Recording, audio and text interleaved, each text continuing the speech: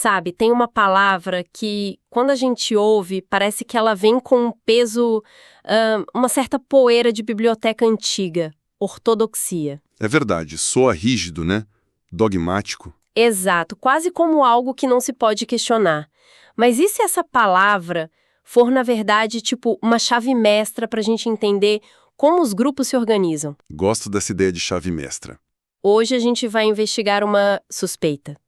A de que essa ideia de crença correta não vive só na religião. Ela parece ser um código que opera na política, na filosofia. E até na ciência, definindo quem está dentro e quem está fora do clube. Isso. É uma ótima forma de colocar. E a nossa investigação ela parte de uma fonte bem específica. Um artigo do site Estudos Teológicos. Certo. O nome é Ortodoxia Cristã, Conceito, Aplicações e Importância para a Fé. A gente vai usar esse texto como nosso mapa. Um mapa do tesouro. Exato. E o primeiro X no mapa é a origem da palavra. Ela vem do grego ortodoxia. Ah, sempre o grego. Sempre. É uma junção de ortós, que significa correto, reto, e doxa, que significa, assim, opinião ou crença. Então, literalmente, crença correta. Na essência, é um padrão, um conjunto de ideias que um grupo decide que é a versão oficial da verdade. Perfeito. É a linha que define o campo de jogo. É o sistema operacional de um grupo de pensamento. Gostei, sistema operacional. E como o artigo começa pelo cristianismo, vamos por aí. Nele, a ortodoxia é o conjunto de interpretações da Bíblia consideradas corretas. O software padrão da fé. Certo. Mas aí vem a pergunta de $1 milhão, né? Quem foi que escreveu esse software? Pois é, não veio com manual de fábrica. Imagino que tenha sido um processo cheio de debates e, digamos, reuniões bem intensas. Intensas é um bom jeito de descrever. O artigo aponta para momentos cruciais, os chamados concílios ecumênicos. Eram basicamente convenções globais de líderes da igreja para resolver as grandes questões. Tipo uma cúpula da ONU, só que da fé. Exatamente. O texto cita dois gigantes, o Concílio de Nicéia, no ano 325, 325? Nossa! e os presidentes de Calcedônia, em 451. É fascinante pensar que coisas que hoje parecem básicas, como a natureza de Cristo, se ele era só divino, só humano, ou os dois. Isso foi debatido? E como? Foram temas de debates acaloradosíssimos que duraram anos para se resolver. Uau! Então, a crença correta de hoje foi a grande polêmica de ontem. Esses concílios basicamente traçaram as fronteiras do que seria o cristianismo padrão. Isso. Mas, segundo a fonte, qual a autoridade final?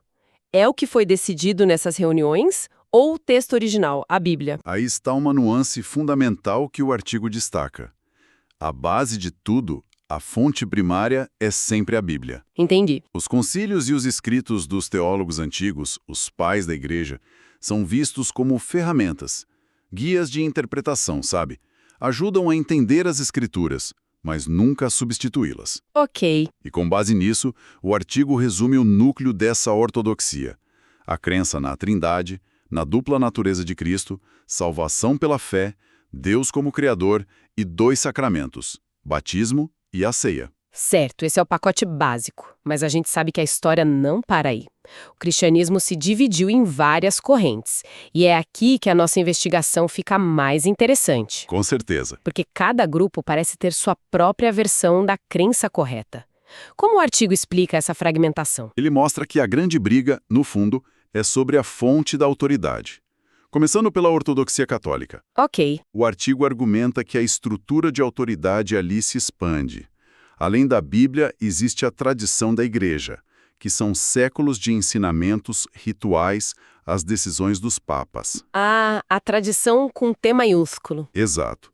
E ela é vista como um guia igualmente inspirado por Deus. Entendi. Então não é só o livro, mas também a instituição que o interpreta. É como se um grupo dissesse que a Constituição é a lei máxima e outro dissesse que a Constituição mais todas as decisões da Suprema Corte. É uma analogia perfeita. E essa diferença leva a crenças específicas que o artigo lista. A ideia da Igreja Católica como a única fundada pelos apóstolos, os papas como guias infalíveis. 6, 7 sacramentos em vez de 2. Isso, a veneração a Maria, a crença no purgatório. E é importante mencionar, para sermos fiéis à fonte, que o autor do artigo tem uma visão crítica sobre isso. Certo. Qual é a visão dele? Ele afirma que essas crenças não teriam base bíblica direta. É importante deixar claro que estamos apenas reportando a perspectiva do texto. Entendido. É a análise do autor. E em contraste com esse modelo, como fica a ortodoxia protestante? Aqui a coisa muda de figura. O protestantismo, que nasceu da Reforma, é descrito como um movimento de retorno à fonte original. Volta para o básico. Exato. A autoridade máxima volta a ser única e exclusivamente a Bíblia. É quase uma tentativa de criar uma fé de código aberto. Por isso não tem uma lista de dogmas institucionais, mas sim um conjunto de princípios. Os famosos 5 solas. Isso. Sola Scriptura. Só a escritura é a autoridade. Sola Fide. A salvação vem só pela fé. Sola Gratia. É um presente só pela graça de Deus. Solus Christus. Só Cristo é o mediador? E Soli Deo Glória. Toda glória só para Deus. É uma mudança radical, né? Pense na diferença entre seguir a receita de um chefe famoso à risca com todos os seus segredos, que seria o catolicismo com a tradição, Certo. versus acreditar que qualquer um pode cozinhar bem se ler o livro de receitas original com atenção, que seria o protestantismo. Essa analogia é ótima, muito clara. O artigo ainda menciona a Igreja Ortodoxa Oriental, certo? Menciona sim, mas brevemente. Mas para notar que ela carrega o nome ortodoxa como uma bandeira, se afirmando como a herdeira direta da Igreja primitiva. E as crenças são parecidas com as católicas? Sim, o texto aponta que muitas de suas crenças e práticas são bem semelhantes às da Igreja Católica Romana. Ok. Antes da gente sair desse universo, o artigo traz uma distinção que me pareceu muito útil. Ortodoxia versus ortopraxia. Sim, isso é fundamental. Se alguém acredita em todas as doutrinas certinhas, mas, na prática, não vive de acordo com elas, essa pessoa seria ortodoxa, mas não ortoprática? Parece uma brecha no sistema. Exatamente. Você colocou o dedo na ferida. Ortodoxia é a crença correta, o foco na teologia, no que está na sua cabeça. A teoria. Isso. Já a ortopraxia, que vem do grego praxis, ação, é a prática correta, o foco na conduta, em como você vive. A prática. O artigo resume bem. A ortodoxia preserva a doutrina. A ortopraxia preserva a conduta. Uma é sobre o que você acredita, a outra é sobre o que você faz com isso. São os dois lados da mesma moeda, então. Exato. Mas muitas tradições acabam enfatizando um lado mais do que o outro. Faz todo sentido.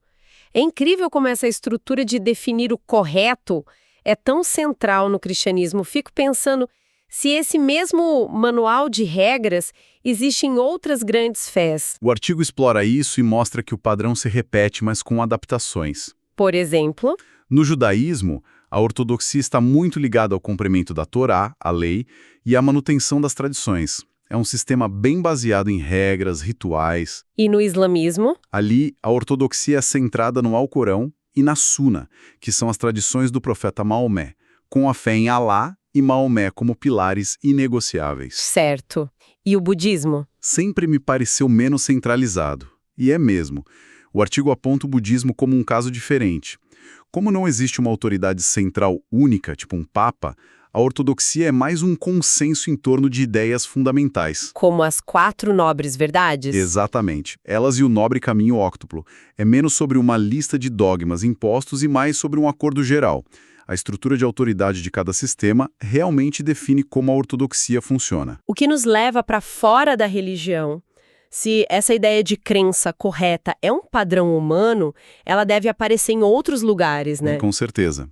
E o artigo encontra esse código em vários campos. Onde mais? O primeiro salto é para a filosofia. Ali, a ortodoxia é a adesão a uma escola de pensamento. Ser um kantiano ortodoxo ou um marxista ortodoxo significa seguir de perto os princípios dos fundadores. A autoridade, então, não é divina, mas são os textos originais, as ideias daquela corrente. Exato. Isso cria o que o artigo chama de estabilidade teórica, uma base a partir da qual se pode discutir. E da filosofia, o pulo para política e ideologia é bem curto. A estrutura parece ser a mesma. É idêntica. A ortodoxia política é a adesão rígida a uma ideologia. O artigo cita vários exemplos: liberalismo, socialismo, conservadorismo, feminismo. E em cada um desses sistemas existe um núcleo de crenças corretas. Se você se desvia muito, corre o risco de ser taxado de herege ideológico. É uma ótima forma de ver. No liberalismo, por exemplo, a heresia seria defender protecionismo de mercado. Enquanto no marxismo ortodoxo seria negar a centralidade da luta de classes. Exatamente. A estrutura é a mesma, só mudam os dogmas. E o artigo termina a jornada no campo talvez mais inesperado: a ciência. Ah, agora ficou interessante. Ele define a ortodoxia científica como conjunto de teorias e paradigmas aceitos pela comunidade, o famoso consenso científico. Mas espera aí. Chamar o consenso científico de ortodoxia não é um pouco perigoso? A palavra carrega esse peso de dogma, de rigidez, Sim. que parece ser o oposto do espírito científico, que é baseado na dúvida, no questionamento. A relatividade geral, o modelo padrão da física. Tudo isso forma a crença correta da ciência de hoje. Certo? Mas a grande, e eu digo gigantesca diferença, é que a ortodoxia científica tem um mecanismo embutido de autodestruição. Autodestruição? Como assim? Ela é, por definição, projetada para ser desafiada e, se necessário, derrubada. A autoridade final não é um livro sagrado ou um pensador genial. É o método. É o método científico, a evidência empírica, a revisão por pares, a capacidade de replicar experimentos. A crença correta na ciência é, na verdade, a melhor explicação que temos até agora, com base nas evidências. É uma ortodoxia fluida, então. Exato. Uma que convida os hereges a tentarem provar que ela está errada. Uau! Então a nossa investigação sobre essa palavra poerenta, ortodoxia, nos trouxe a um lugar bem moderno. Começamos na teologia e descobrimos um padrão que molda quase tudo que a gente faz em grupo. É impressionante, né? Seja para definir uma fé, uma filosofia, um partido ou consenso científico. Nós, humanos, parecemos precisar desse conjunto de ideias centrais para criar uma identidade e ter um chão comum para pisar. É a cola que mantém um grupo coeso. A ortodoxia define o que é essencial, o que é inegociável. Sem ela, as ideias se perdem, a tradição morre. O conhecimento não é transmitido de forma estável, ela é necessária. Sim. Mas, como a gente viu, ela também tem um lado sombrio. Pois é. O que é fascinante e a conclusão que podemos tirar da análise do artigo é essa tensão constante. Por um lado, a ortodoxia preserva e une. Certo. Por outro, ela pode levar à estagnação, ao dogmatismo, a uma resistência feroz a novas ideias. O grande desafio de qualquer sistema de pensamento é encontrar o equilíbrio. Como manter os princípios sem fechar a porta para a evolução? Exatamente. E a ciência, como o artigo sugere, talvez nos ofereça um modelo mais interessante desse equilíbrio, como a ortodoxia que se mantém de pé não por ser sagrada, mas por resistir constantemente às tentativas de ser derrubada. Isso nos deixa com uma última provocação. A fonte define ortodoxia como a adesão ao que é tido como correto. Em um mundo como o nosso, inundado de informações, opiniões e verdades concorrentes, a reflexão que fica é: em qualquer área da nossa vida, quem decide o que é a crença correta?